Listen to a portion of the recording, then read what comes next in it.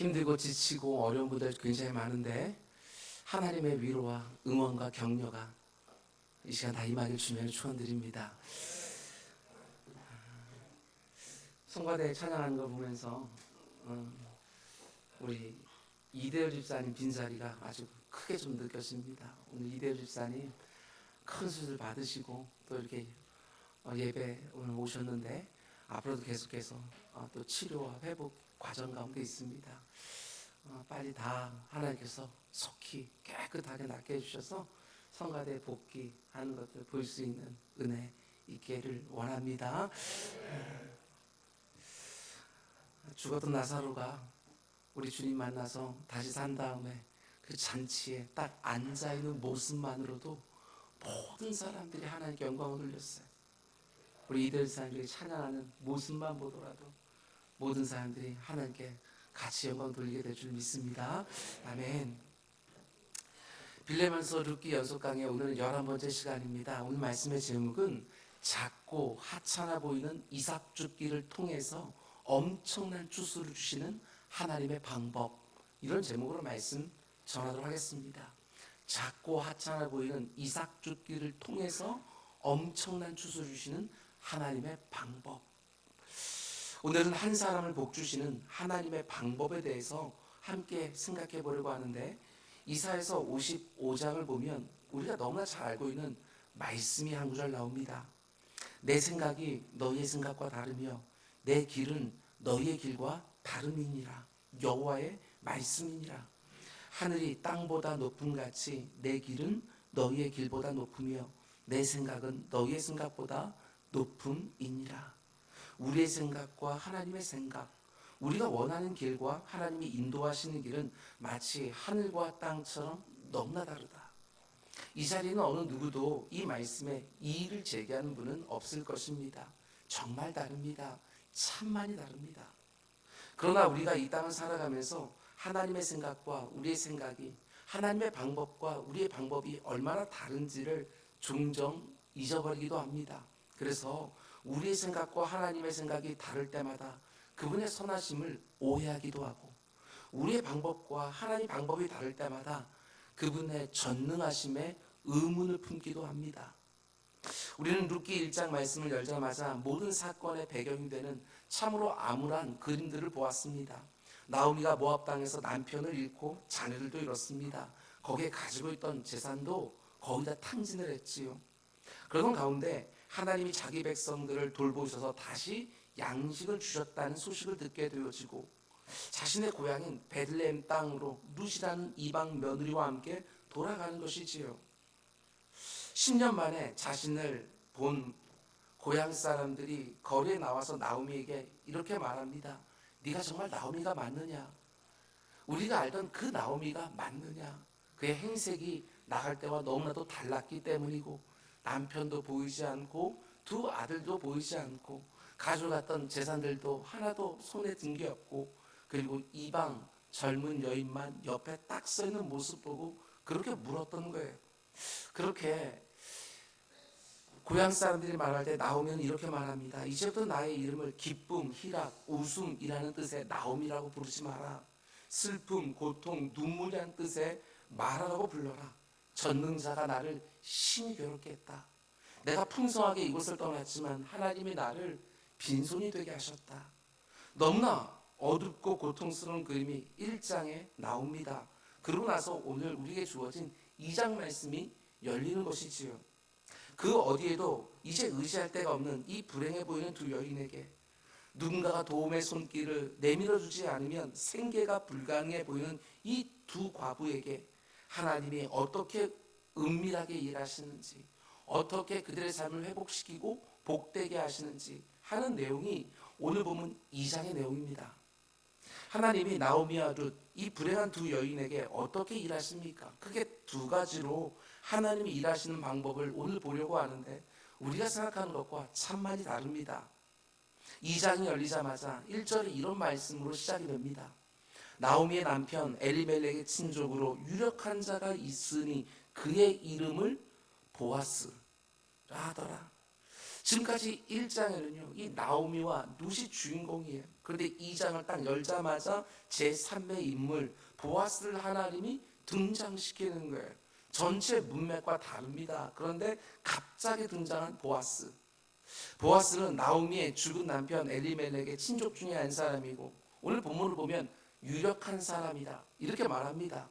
여기서 유력하다라는 것은 지위가 높고 부유하다는 뜻이지요. 구약적인 개념으로 보면 하나님께 모든 복을 다 받은 사람입니다. 구약이 말하는 복은 신약과는 좀 다릅니다. 신약에 성령이 부어지면서 영적인 세계에 대한 눈이 열리기 전이기 때문에 하나님이 주시는 복들은 전부 다 가시적이지요. 물질적으로 표현이 되었습니다.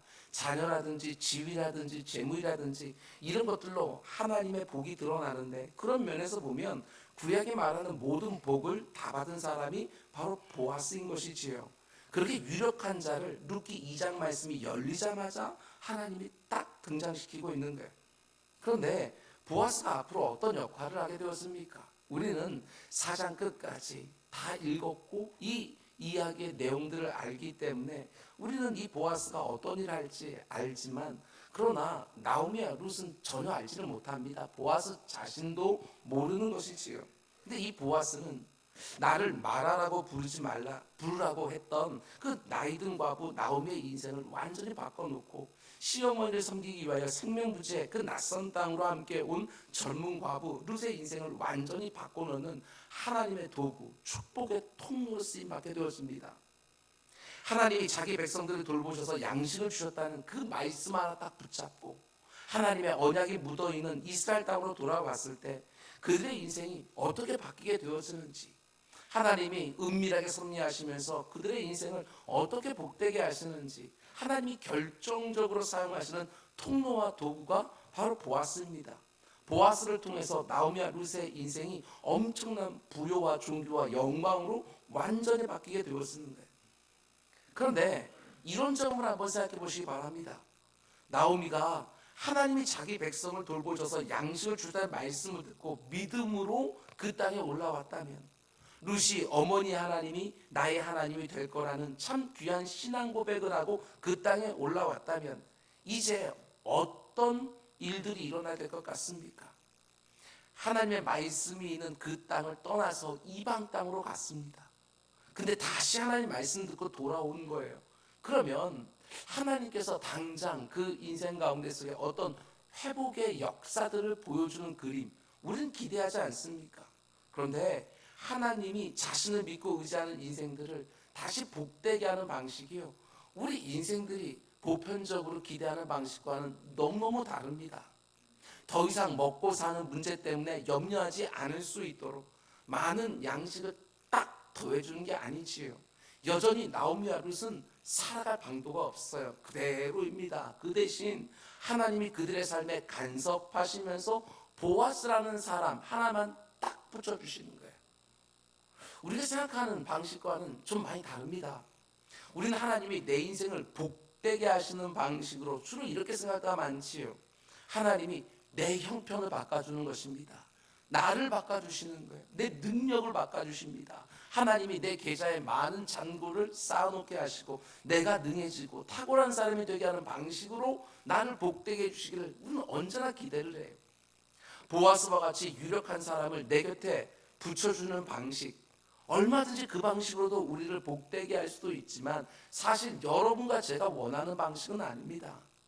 보아스와 같이 유력한 사람의 도움을 받는 것이 아니라 내가 유력해지고 싶지요. 내가 높은 지위에 올라가기를 원하고 내가 부유해지기를 원하는 거예요.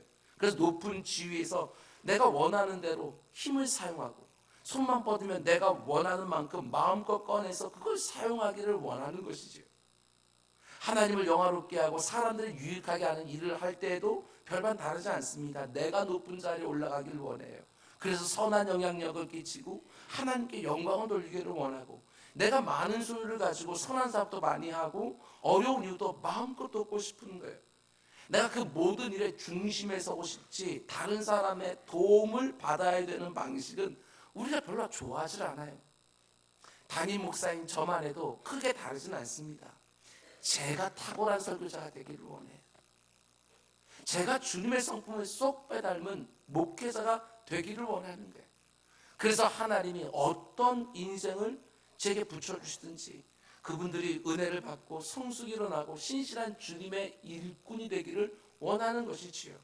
그 대신에 하나님이 저에게 붙여주신 우리 부목사님들, 우리 조욱희 목사님, 박기량 목사님, 김한별 목사님을 통해서 교회 부흥이 일어나고 사람들의 회복이 일어나고, 그런 건 너무너무 감사한 일이지요. 꼭 그런 일이 일어나기를 원하지만 담임 목사님 제 마음에 아주 묘한 감정이 들지 않겠어요? 여러분과 제가 그렇게 다르지 않습니다. 내가 중심에 서고 내가 쓰임받고 나 있을 때 뭔가 잘 되고, 이런 그림들 우리는 늘 그리는 거예요. 내가 유력한 사람이 되기를 원하지, 유력한 사람을 내게 붙여줘서 하나님 나를 복되게 하신다? 좋기는 하지만 솔직히 그게 여러분과 제가 원하는 방식은 아니지 않습니까? 그런데 하나님 왜 우리가 원하는 방식대로 그렇게 안 해주실까? 물론 하나님이 나를 높은 지위에 올려주시기도 하시고 나를 부유하게 해주시기도 하시지만 더 많은 경우에 그렇게 하지 않습니다. 하나님이 여러분과 저의 약함과 악함을 너무나 잘 아시기 때문에 그렇게는 잘 안 해주셔요. 하나님이 내 인생을 복되게 해주시는데 처음부터 나를 유력한 자로 딱 만들어주면 틀림없어요. 아무리 나는 안 그럴 거라고 이렇게 확신한다 할지라도 영락 없습니다.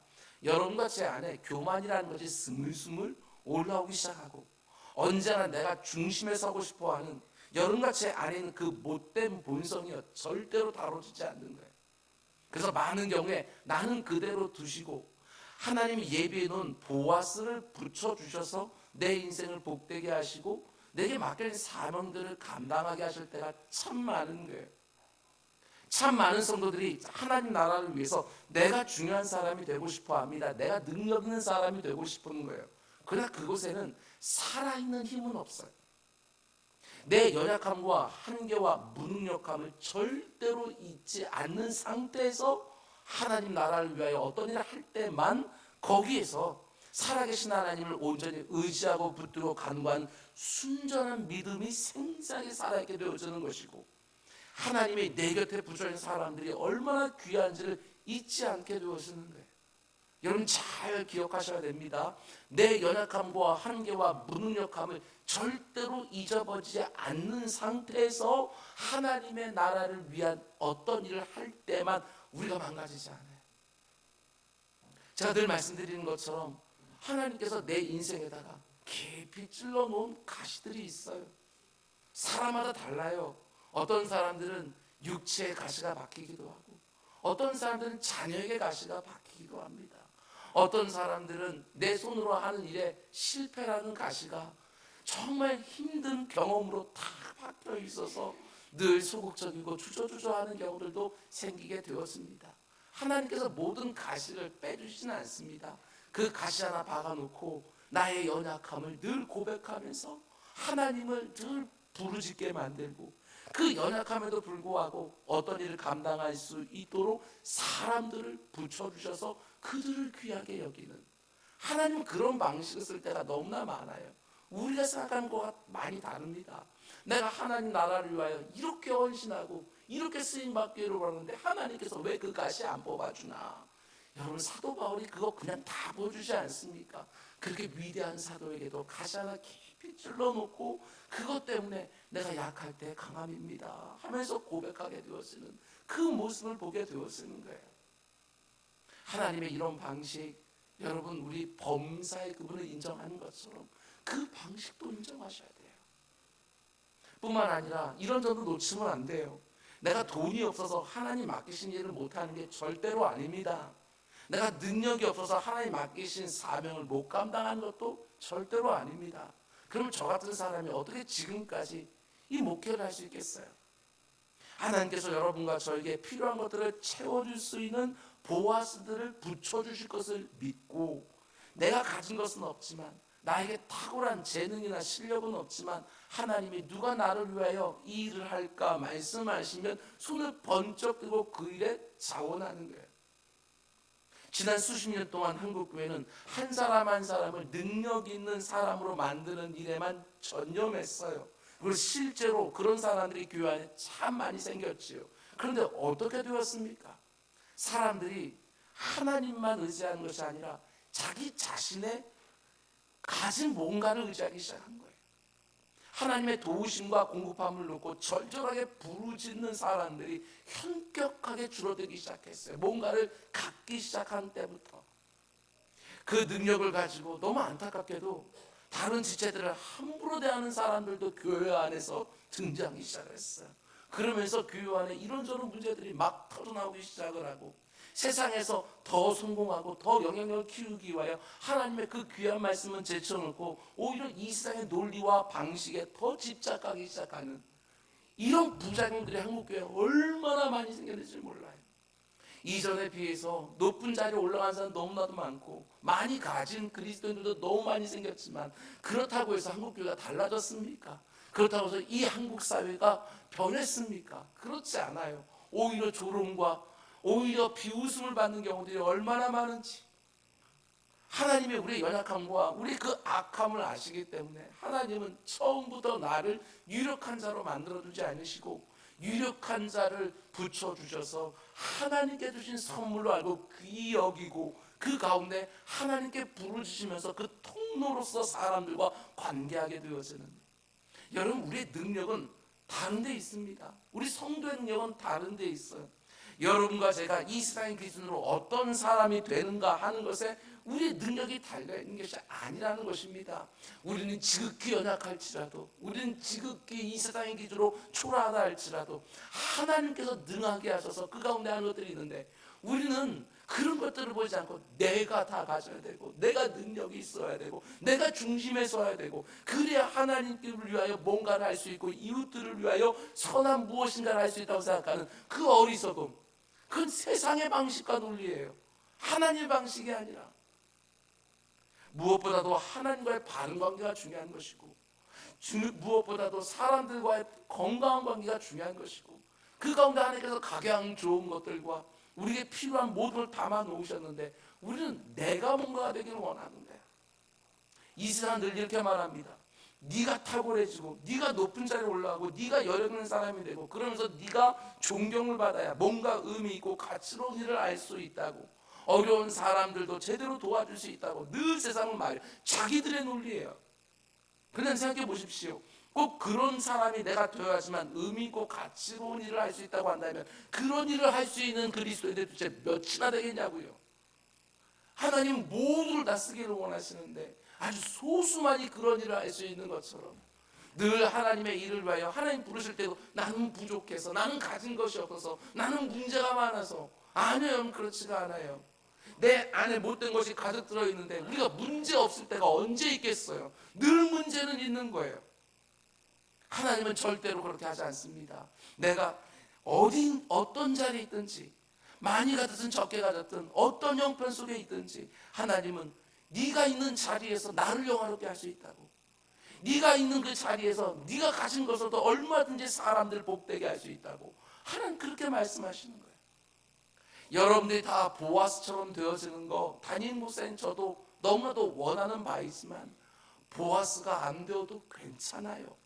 나오미와 룻의 자리에서도 얼마든지 하나님 영화롭게 하고 얼마든지 사람들 복되게 하면서 우리 살 수 있어요.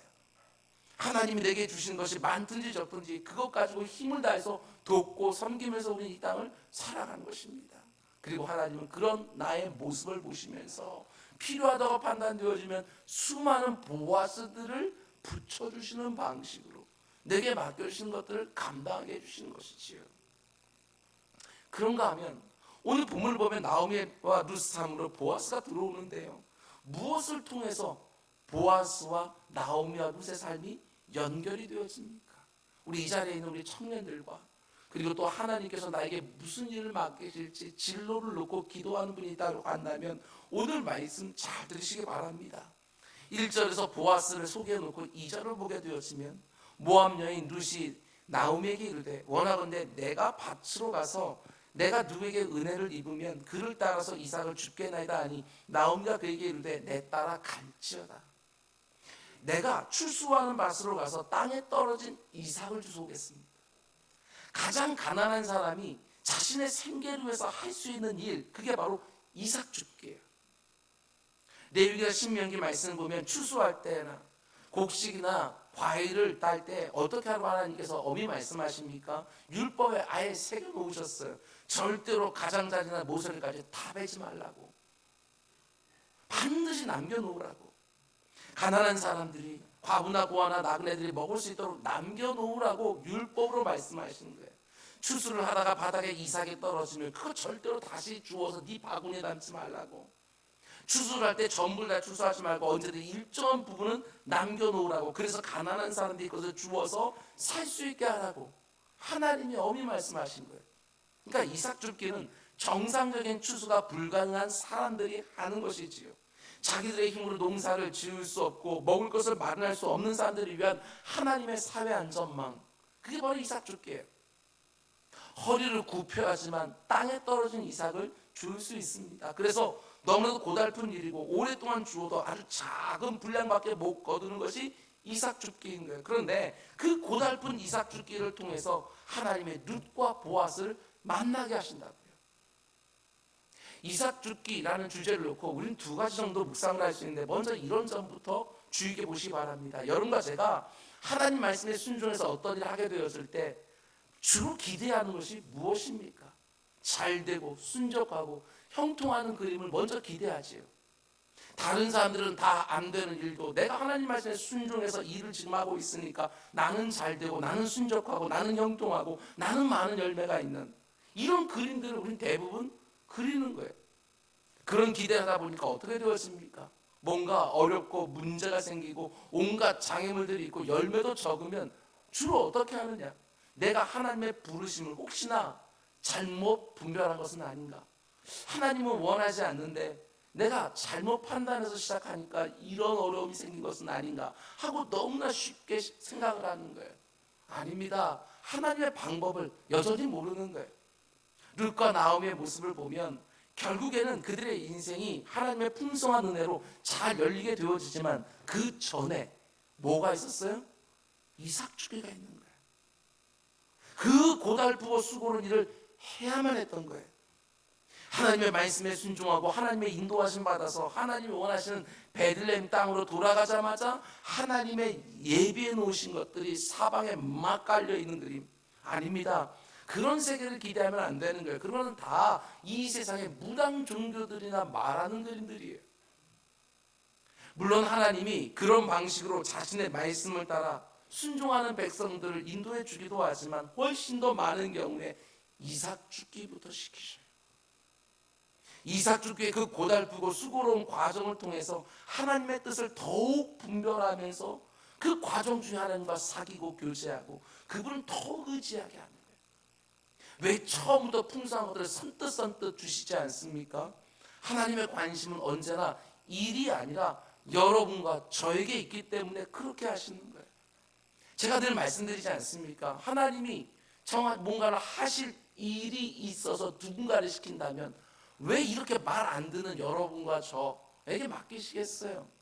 자신의 수호하는 천사들에게 시키면 훨씬 더 수호라고 변하실 텐데, 하나님의 초점은 언제나 그 일을 하겠다고 순종하는 나에게 맞춰져 있는 거예요. 나에게. 그리고 그 일을 하는 과정 중에 하나님은 내 내면을 다루셔요. 그리고 내 믿음을 견고케 하시는 거예요. 내 안에 여전히 남아있는 악한 죄성과 못된 성품과 불신앙 하나하나를 다루는 게 하나님의 초점이기 때문에 이삭 죽기라고 하는 고달프고 수고로운 과정을 반드시 통과하게 하시는 거예요. 그게 바로 하나님의 방법입니다. 우리의 생각과 방법은 하고는 너무너무 다른 거예요. 땅에 떨어진 이삭을 주우러 가지 않으면 먹고 살지 못하는 상황 가운데 나를 딱 집어넣으시고 나를 하나님이 세밀하게 빚어가시는 거예요. 하나님이 자신이 계획하신 일을 나를 통해 이루어 가실 때는 반드시 과정과 단계가 있다는 사실을 잊으시면 안 됩니다. 하나님은 좀처럼 그 과정과 단계를 생략하지 않으셔요. 그렇게 되어지면 여러분과 제 안에 있어야 될 것이 안 생기는 것이고 없어야 될 것이 사라지질 않아요. 너무나 많은 사람들이 간증을 하고 들을 때 결과만 말하고 결과만 들으려고 합니다.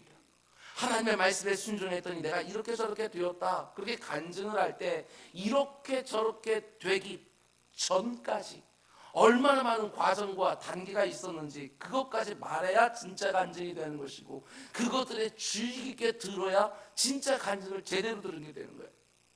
근데 너무나 많은 사람들이 그 과정과 단계는 다 빼버리고 이렇게 했더니 저렇게 되었더라, 이렇게 결과를 말하니까 어떻게 되어집니까? 나도 그 사람하고 똑같이 했는데 나는 안 되는 거예요. 어쩌다 그렇게 되는 사람들이 혹 있을지는 모르겠지만 대부분은 안 돼요. 왜 안 됩니까? 간증하는 사람들이 거짓말했기 때문이 절대로 아닙니다. 원인과 결과만 축소해서 간증을 할 때가 허다하기 때문에 듣는 사람들이 그 과정과 단계 속에 얼마나 고달프고 수고로운 이삭 주기가 있었는지 그건 다 놓쳐버리는 거예요. 아니, 듣고 싶지가 않은 것이지요. 다 말하지 않는다 할지라도 그 과정과 단계가 그 안에 이삭 주기가 있었다고 하는 거, 여러분 그거 꼭 주의 깊게 보셔야 돼요. 하나님이 이 사업을 하라고 말씀하셔서 믿음으로 시작했는데 날마다 사업이 번창하고, 하나님이 이 사람과 결혼하라고 확신을 주셔서 믿음으로 가정을 이루었더니 행복한 일만 막 생기고, 하나님 목회하라고 부르셔서 작은 공간 빌려서 시작을 했더니 매 주일마다 사람들이 막 쏟아져 들어오고, 하나님이 선교사로 가라고 해서 아무것도 계산이 안 서지만 순종해서 그 나라 그 민족에 갔더니 구원받는 사람들이 날마다 나를 통해서 더해지고. 아닙니다. 하나님의 뜻에 순종할 때 늘 기적 같은 결과들이 뚝뚝 떨어지는 것이 아니라는 거예요. 이삭 죽기를 반드시 해야 되는, 너무나 고달프고 수고로운 과정과 단계를 통과해야 되는 순간들이 숱하게 많은 거예요. 하나님을 여호와 이레 고백하지 않습니까? 그런데 그 여호와 이레라고 고백하는 가운데 하나님께서 내 모든 걸 다 준비해 놓으셨다. 그런데 그 준비해 놓은 것을 처음부터 다 꺼내 놓지 않으시고 이삭 죽기부터 시킬 때가 얼마나 많은지, 얼마나 많은 순간 가장 밑바닥에서 가장 가난하고 초라한 자리에 딱 엎드려서 오직 하나님만 바라보고, 그분이 도와주지 않으시면 아무것도 할 수 없다고 목이 터져라 부르짖고, 그 과정들이 있다고요. 가장 보잘것이 없고 하찮아 보이는 일들을 해야만 되는 그 자리에 하나님이 나를 던져놓으시고 나를 연단해 가시는 거예요. 나오미 여러분도 그렇고 여러분과 저도 그렇고 반드시 이삭 죽기라는 과정을 거쳐서 하나님의 선하신 뜻이 이루어지는 자리에 서서히 들어가게 되어져요. 하나님 나를 끝없이 낮추신 다음에 보아스를 허락해 주시고 오벳이라고 하는 아들을 품에 안게 되어진 영광을 허락해 주시는 거예요. 아니, 내가 이런 일까지 해야 되나 싶은 일까지 나에게 하도록 시키시면서 나를 낮추셔서 오직 하나님만 바라보게 하는 자리까지 데려다 놓고, 그 다음에 하나님이 계획해 놓으신 너무나 복된 일들을 여호와 이레 하나님을 경험하면서 하나하나 내 삶에 적용시켜 주시는 것이지요. 여러분, 근데 룻이 이삭을 줍기 위해서 밭으로 나가니까 어떻게 되었습니까? 우연히 보아스의 밭에 이르게 되었습니다. 3절, 룻이 가서 베는 자를 따라 밭에서 이삭을 줍는데 우연히 엘리멜렉의 친족 보아스에게 속한 밭에 이르렀더라. 우연히 보아스의 밭에 이르렀다, 이렇게 곧바로 이어지는 4절을 보면 마침 보아스가 베들레헴부터 왔다. 우연히와 마침이 함께 역사하면서 룻과 보아스가 만나게 되었습니다. 우연히와 마침, 우리 눈으로 보게 되었으면 그냥 그것이 이루어진 것 같은데 그게 바로 하나님의 보이지 않는 섭리 아니겠습니까? 하나님이 하시는 일에 우연이라는 게 어디 있습니까? 하나님이 작정하신 일이고 그 계획 가운데 우리가 모를 뿐이지. 그래서 우리는 하나님이 어떻게 역사인지 모르니까 우연히 어쩌다가 이런 말을 쓰지만 그게 하나님의 계획이고, 그때 마침 그 사람이 왔다, 내 인생을 바꿔줄 그 사람이 왔다. 우리는 그냥 막장 드라마처럼 이런 일이 있을까 생각하게 되었지만 그렇지 않습니다. 하나님의 그 섭리 안에 우연히와 마침이 함께 역사하면서 그 가운데 속에 하나님께서 만나게 해야 되는 사람들을 만나게 해주시고 그 가운데 하나님의 역사를 이루어 가시는 거예요. 떨어진 이삭을 주려고 추수하는 밭에 가는데 그 밭이 자기 시아버지의 친족인 그 보아스에 바치는 거예요. 알고 간 게 아니잖아요. 오늘 본 보게 되었으면 곡식 베는 자들을 따라서 가는 거예요. 근데 그 밭이 보아스의 밭이에요. 정말 우연이지요. 그런데 그 밭에 떨어진 것을 줍고 있을 때에 마침 보아스가 그 밭에 왔어요. 이게 하나님의 방식이에요. 우리 인생들의 눈으로 보게 되었으면 그 어떤 원인도 결과도 없어요. 인간으로 해석이 안 되었습니다. 인과론으로 해석이 안 되니까 우연이라고 그렇게 말을 하지만 하나님의 은밀한 섭리지요. 그때가 보리 추수하는 시즌이니까 다른 맛들도 다 추수하고 있을 터인데 하나님의 우연처럼 보이는 자신의 정확한 섭리로 룻을 보아스 밭으로 인도해 주신 것이고, 그 순간에 마침 보아스를 하나님이 보내신 것이고, 그래서 룻과 보아스가 만나게 되었었는데, 그런데 이게 핵심입니다. 룻으로 하여금 하나님의 그 은밀한 섭리를 경험하게 했던 매개가 뭐냐? 그게 이삭 죽기라는 거예요.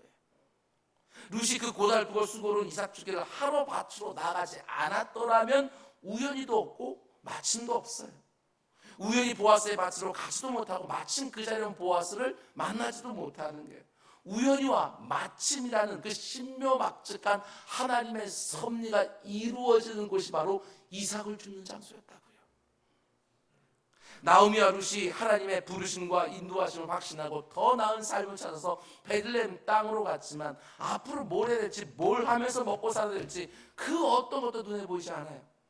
친척들이 여전히 그곳에 살고 있었지만 다 자기 살기에 바쁘고, 있던 땅은 돈을 받고 다 정리해서 모압 땅으로 왔기 때문에 그 땅을 주장할 수도 없어요. 자신을 아껴주는 이웃들도 있었겠지만 도와주는 것도 어디 한두 번이죠. 그럴 때 우리가 하는 방법이 뭐예요? 하나님의 말씀을 듣고 순종해서 갔는데 내가 생각한 것과 전혀 다르고 이삭 죽기를 하고 있어야 된다고 하면 우리가 흔히 하는 방법이 뭐냐고요. 여러분의 경험을 한번 생각해 보셔요. 오랫동안 금식하고 철화하면서 작정하여 기도를 하고 하나님의 응답이 있어서 그 사업을 시작하고 하나님의 응답이 있어서 결혼을 하고 하나님의 응답이 있어서 그 직장에 취업을 했는데 그 가운데 전혀 예기치 못한 그림들 와서 내가 이런 일까지 해야 되나 이삭을 죽고 있을 때 여러분 어떤 생각이 가장 먼저 들었어요? 원망, 불평. 우리 늘 그렇게 하잖아요. 하나님 도대체 이게 무엇입니까? 고작 이런 거나 시키려고 여기까지 보내셨습니까? 우리 늘 그렇게 하지 않습니까? 원망하고 불평하는 거예요. 어떻게 하나님 내게 이럴 수 있냐고, 어떻게 저 사람들이 나를 이렇게 대접할 수 있냐고, 우리는 늘 그런 말을 하는 거예요. 근데 바로 그 순간이에요. 잘 들으시기 바랍니다. 여러분과 저의 믿음의 진위와 수준이 다 드러나는 순간이에요. 틀림없이 하나님의 말씀을 따라 순종하는 자리에서 정말 이삭 죽기밖에 할 수 없는 순간이야말로 지금까지 내가 하나님을 어떻게 생각하고 있었는지, 내가 어느 정도로 그 하나님을 믿고 있었는지 그게 다 드러나는 순간이에요.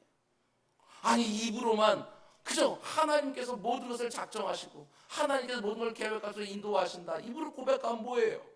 내 삶 가운데 내가 예상하지 않는 거 내 방식대로 안 해주면 그 사이에 곧바로 원망과 불평이 쏟아져 나오는데, 이런저런 의심들이 다 쏟아지는데 여전히 내 생각을 가지고 하나님을 거기다 집어넣고 하나님이 내 뜻 방법대로 해주셔야지만 그 가운데 하나님의 살아계심과 나를 사랑하심을 인정하려고 하는 그 못된 본성이 여전히 있잖아요. 근데 그걸 언제 발견하냐고요? 바로 이삭 죽게 할 때 우리 그걸 발견하게 되었는 거예요. 내가 이삭 죽기를 하러 밭으로 나갈 수밖에 없는 상황이 있다고 해도 그게 하나님이 나를 인도하지 않으신다거나 책임지지 않으신다는 말이 절대로 아니라는 거 우리 잊으면 안 되는 거예요. 우리 믿음의 선배들이요 얼마나 이런 일들을 많이 경험했는지 몰라요. 갈대아 우르에서 잘 살고 있었던 아브라함에게 하나님이 어느 날 불쑥 찾아오셔서 이런 말씀을 하지 않습니까? 너는 본토 친척 아비 집을 떠나서 내가 너에게 지시하는 땅으로 가라. 그 말씀에 아브라함이 순종해서 모든 것을 뒤로 두고 다 떠나버린 거예요. 히브리서 11장을 말씀 보게 되었으면 그가 갈 바를 알지 못하고 어디로 가야 되는지는 몰라요. 근데 하나님이 떠나라고 했으니까 일단 떠났어요. 그리고 마침내 하나님이 지시하신 가나안 땅에 딱 도착했을 때 그를 기다리고 있는 게 무엇이었습니까? 극심한 기근. 그게 기다리고 있어요. 순종해서 갔는데 형들의 시기심에 애굽 땅에 종으로 팔려온 요셉이 보디발 장군의 집에서 정말 가정축무를 일하고 있을 때 주인의 아내가 동침하자고 유혹을 합니다. 요셉이 코람데오 하나님 앞에서 하나님의 시선을 두려워하면서 그 유혹을 딱 거절하자마자 어떻게 되어져요? 하나님이 요구하신 그 거룩과 성결함을 지킨 대가로서 강간 미수범이라는 누명을 쓰고 감옥에 쳐들어요. 사도 바울이 1차 선교행을 할 때 큰 열매가 있었던 소아시 땅으로 다시 가기를 원했지만 하나님이 자꾸 이걸 막으셨어요. 그러면서 전혀 다른 방향 유럽 쪽으로 가라는 환상을 보여줘서 순종해서 그 땅으로 갔는데 거기서 기다리고 있는 것이 무엇입니까? 귀신 들린 여인 하나를 고쳐줬다는 이유로 매를 축동하고 피투성이가 되어서 기절해서 감옥에 던져져요. 그런데 바로 그 순간이 하나님 앞에 내 믿음을 보여드릴 수 있는 절호의 기회라는 거, 이걸 잊으면 안 되는 거예요. 그저 입으로만 내가 하나님을 믿습니다, 그저 머리로만 내가 하나님을 의지하고 있어, 이렇게 생각하던 것이 이삭 죽기를 해야만 되는 순간에 내가 하나님을 정말 믿고 있는지, 내가 하나님을 정말 의지하고 있는 게 맞는지 다 드러나는 거예요. 여러분과 제가 하나님의 뜻에 순종하기만 하면 곧바로 풍성한 주스가 나를 딱 기다리고 있을 거라고 생각하지 마시기 바랍니다. 과정과 단계가 분명히 있어요. 우리가 믿는 하나님은 얼마든지 그 과정과 단계를 뛰어넘을 수 있는 분이셔요. 나로 하여금. 그럼에도 불구하고 그 과정과 단계 속에 집어넣었다고 한다면 그분을 인정해야지요. 그분의 방법을 받아들여야지요. 내게 그 수고로운 이삭 죽기를 시키실 때에 절대로 원망하거나 불평하거나 그분의 선하심을 오해하거나 그분의 전능하심을 의심하지 아니하고 그 과정과 단계를 통해 나를 세밀하게 연단해 가고 그 가운데 속에 나의 못된 것들을 제거해내시고 하나님만 의지하게끔 하게 되어서는 그걸 알고 더욱 힘있게 붙들어야 되는데 우리 그걸 잘 못하는 거예요. 이삭 죽기 다음에 엄청난 추수가 있기에 하나님이 나를 연단하시는데 내 안에서 불순물을 제거하고 더욱 견고하고 순전하게 만드는 그분의 손길을 우리가 놓칠 때가 얼마나 많은지 모르는 거예요. 뿐만 아니라 우리가 이삭 죽기에 관련해서 또 한 가지 주의해서 봐야 될 것이 있습니다. 하나님은요, 자기 백성을 축복하기 전에 반드시 하시는 게 있는데 그게 바로 낮추고 낮추셔서 가난한 심령이 되게 하신다. 이거 놓치면 절대로 안 됩니다. 이삭 죽기는 앞에서 말씀드린 것처럼 반드시 허리를 숙이게 되어 있습니다. 너무나 초라하고 미미해 보이는 이삭을 주어서 남들이 흘린 것을 주어서 내가 먹고 살아야 할 만큼 내 자신을 낮추고 낮춰야 가능한 거예요. 내가 이런 일을 할 사람이 아닌데 이렇게 생각하는 사람은 아무리 먹을 것이 없어도 이삭 주러 안 나가요. 물론 이삭 죽기는 나오미와 룻이 직면한 문제를 근본적으로 해결해 주는 방법은 아닙니다. 이삭을 아무리 많이 주어도 땀을 흘리며 수고하며 아무리 오랫동안 일을 해도 기껏해야 몇 끼 먹으면 동이 나요. 너무나도 작은 일이고 보잘것없어 보이는 일이지만 그게 바로 나오미와 룻의 인생을 축복하시는 하나님의 방법이었다는 것입니다. 하나님이 나에게 이삭 죽기 같은 일을 맡기십니까? 너무나도 미미해 보이고 정말 하찮아 보이고 끝없이 허리를 굽혀서 낮아져야만 되고 부끄러움과 수치를 무릅써야 되는 그 과정과 단계를 통하여 하나님이 크고 놀라운 일을 맡기실 자신의 일꾼으로 준비시켜 가신다는 것, 그걸 잊으면 안 되는 것이지요. 하나님은 절대로 작은 일로 시험하고 연단하지 않은 채 큰 일을 덥석 맡긴 적이 없어요. 오늘날 많은 사람들이 큰 일을 하고 싶어하고 바깥으로 드러나 보이는 근사한 일을 하고 싶어합니다.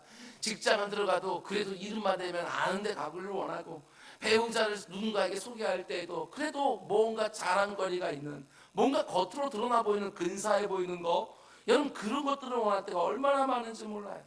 사람들이 알아주고 인정해 주는 거, 그게 왜 그렇게 좋은지. 그러면서 작은 이들은 무시하고 가볍게 생각하고. 그러나 우리가 꼭 기억해야 되는 것은 하나님은 반드시 작은 일을 통해서 나를 달아보신다. 이걸 잊으면 안 돼요. 그리고 나서 큰 일을 맡기시는 거예요. 이삭 죽기는 너무나 미미하고 보잘것없는 작은 일에 불과하지만 그것을 룻을 달아보시고 그 다음에 엄청난 큰 일을 맡겨주시는 거예요. 우리 교회 부목사님들 하나님은 어떻게 인도하실지 모르겠지만 하나님께서 지금 당장 불러서 저 대형교회 담임 목사로 뚝 갖다 놓으시면 그게 감당이 되겠습니까? 아니면 저주가 되겠습니까? 그걸 복이라고 말할 수 있겠어요? 아니, 그럴 수가 없지요. 정말 개척교회에서 일저일 다 하면서 사람들 하나하나 다 그냥 다 돌보면서 내가 이럴 사람이 아닌데, 내가 이러려고 내가 목회기를 들어온 것은 아닌데, 이러면서 하나님의 울부짖는 그 모든 그 과정들 가운데 나를 깎아내시고 준비시켜서 그 가운데 하나님께서 또 다른 자를 또 옮기시고 하면서 뭔가 하나님이 예비해 놓으신 그 자리에 이르게 하시는 것이지, 하나님이 달아보지 않으시고 대번에 그렇게 하시는 경우 절대로 없어요. 왜? 그게 복이 아니니까. 얼마나 많은 사람들이 지금 내가 하고 있는 이삭 죽기가 너무나 작은 일처럼 보여서 그 일을 무시하고 신실하지 못하고 충성하지 못하다가 얼마나 많은 기회들을 놓친지 몰라요. 내가 허리를 굽혀서 죽는 그 이삭 안에 담겨있는 그 나달들, 그게 얼마나 큰 추수를 불러오는지를 모르고 그거 마다하다가 하나님께서 숨겨놓은 축복을 얻지 못하는 경우들이 얼마나 많은지. 어머니의 모태에서 나올 때부터 뼛속까지 교만한 인생들이 크고 중요하고 근사한 것들만 좋아하고 겉으로 당장 드러나는 많은 열매들만 원하지만, 하나님은 달라요. 하나님은 인생들이 인정해주고 박수주는 것을 놓고 성공이라고 절대로 말하지 않습니다. 그 대신에 작은 일에 충성하는 자를 귀히 보시는 거예요. 작은 일에. 회사에 들어가서도 처음부터 큰일 맡깁니까? 먼저 작은 일부터 맡겨놓고 그걸 어떻게 하는지를 잘 받았다가 조금씩 더 크고 더 중요한 일을 맡기지 않습니까? 하물며 내가 하는 일들을 어떻게 하는지, 아니 그 일을 할 때 내 마음 중심이 어떠한지까지 다 보신 하나님은 말할 것도 없는 거예요. 내게 이삭 주기 같이 작은 일을 맡겨놓고 그걸 어떤 마음으로 어떻게 감당을 다 지켜보신 다음에 있는 것까지 도로 찾으실지, 아니면 이미 주신 것 위에 또 다른 것을 더해 줄지 판단하시는 거예요. 작게 보인다고 해서 절대로 작은 일이 아닙니다. 작은 이삭을 주는데 그 뒤에 보아스가 따라와요. 하나님의 말할 수 없는 어마어마한 추수가 이삭 죽기 뒤에 감춰져 있는 거예요. 작은 일에 충성한 일꾼들에게 우리 주님 말씀하셨습니다. 잘하였도다 착하고 충성된 종아, 네가 적은 일에 충성하였음에 내가 많은 것을 네게 맡기리니. 사람들에게 인정받을 수도 없고 갈채받을 수 없는 일이 우리 인생을 결정하는 것이 절대로 아닙니다. 누가 보든지 안 보든지 전혀 관계없이 하나님이 내게 맡겨놓은 이삭을 줍는 바로 그 자리가 내 인생을 바꿔놓는 현장이에요. 단지 내가 하는 일에 크고 작은 것만이 아닙니다. 사람들을 관계할 때 이 원리는 똑같은 거예요. 내가 세상에 나아가서 혹은 교회에 와서 사람들을 대할 때 이렇게 보이는 사람들을 어떻게 대하느냐 하는 게 나의 어떠함을 드러내는 게 절대로 아니라고요. 담임 목사인 저를 어떻게 대하느냐 하는 것이 여러분의 어떠함을 드러내는 것이 절대로 아니라는 거예요. 공동체 안에서 유력한 자가 아니라 가장 무력해 보이는 사람을 대하는 모습이 여러분과 저의 어떠함을 드러내 보여주는 거예요. 이성의 기준으로 나에게 유익을 줄 만한 사람에게는 잘하고 그렇지 못한 사람들에게는 함부로 대하고, 아닙니다. 그게 하나님이 원하시는 것이 아니에요. 하나님이 여러분과 제가 원하는 인간관계는 땅에 떨어진 이삭과 같은 사람 하나하나도 중히 여기면서 신실하고 충성스럽고 성실하게 대하는 모습, 그걸 원하시는 거예요. 우리 주님 그 모습 다 보여주셨습니다. 사마리아 수가성에 있는 한 여인을 우리 주님 찾아가시지요. 모든 유대인들이요 사마리아 땅을 부정하다고 생각을 하고 거기는 안 지나갑니다. 남쪽에는 유다 땅에서 북쪽에는 갈릴리 땅으로 갈 때 다른 사람들이 중간에 사마리아 안 지나가고 다 돌아서 가는 거예요. 근데 우리 주님은 어떻게 하십니까? 사마리아 땅을 통과하십니다. 그것도 의도적으로 자신의 여정을 그렇게 정하시는 거예요. 다른 일정은 하나도 없었습니다. 그 여인 딱 하나 만나고 나오시는 거예요. 아무도 주목하지 않는 여인이고 그 마을에서도 사람들이 마주치기를 꺼려하는 여인이에요. 그런데도 그 여인 하나를 만나서 영원히 목마르지 않는 영생의 물을 허락해 주셔요. 근데 그 여인이 예수님 만난다면 어떻게 합니까? 완전히 달라지지요. 나를 싫어하는 것을 뻔히 아는 그 사람들 사이로 쑥 들어가서 우리 마을에 구주가 오셨다. 다 와서 봐라. 큰 소리 주님을 진 거예요. 그러자 그 완악했던 사마리아 사람들이 다 주님께로 나와요. 우리 주님이 선택하신 12 제자들의 면면을 보십시오. 우리 생각과 너무너무 다르지 않습니까? 대단한 사람들이 아닙니다. 사람들이 전혀 주목하지 않은 생선 비린내가 나는 어부들과 사람들이 손가락질하는 세리. 그런데 우리 주님은 그 변변치 않은 제자들에게 복음을 위탁해서 땅끝까지 가라고 말씀하시고 그들을 통하여 그 로마 제국의 완악함을 뒤집어 엎으시는 거예요. 전에 남편이 5이나 있다가 지금도 남편이 아닌 남자와 살고 있는 그 사마리아 수가성 여인, 주님이 길거리 선택하신 생선 비린내 나는 12제자들, 어떤 면에서는요 그 시대에 땅에 떨어진 보잘것없는 이삭들이에요. 작고 초라해 보는 이삭들이에요.